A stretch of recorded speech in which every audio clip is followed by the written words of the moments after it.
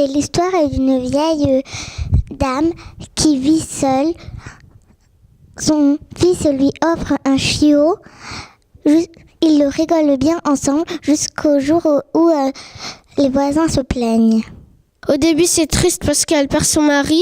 Après, c'est drôle quand elle s'amuse avec son chien Kiki.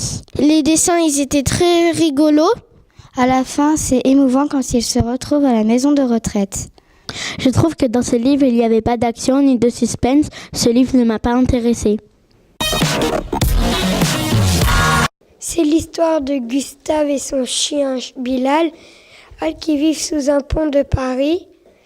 Après un vol, Gustave va en prison. Bilal doit protéger Charlie. C'est un livre avec du suspense et on se pose la question de qui est Charlie.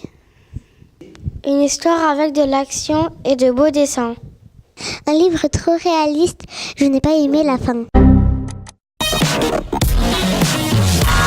C'est l'histoire de Menglu, la fille d'un calligraphe qui n'arrive pas à écrire. C'est une histoire magique. Grâce au pinceau, la calligraphie de Menglu prend vie. C'est l'histoire d'une fille qui s'appelle Lucie. Elle va chez sa grand-mère. Elle pense que sa grand-mère perd la tête car elle a vu un singe rôder dans la rue.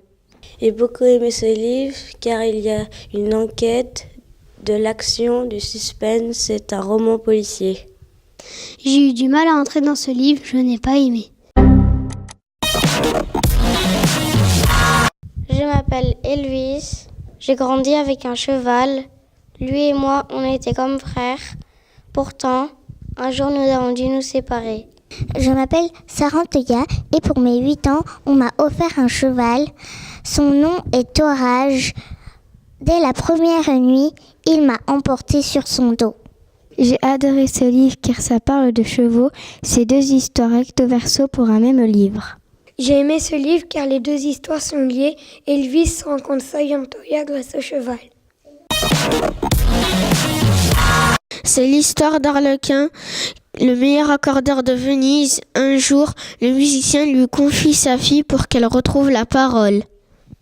C'est une histoire romantique. J'ai bien aimé car Colombine retrouve la parole parce que Arlequin s'intéresse à elle.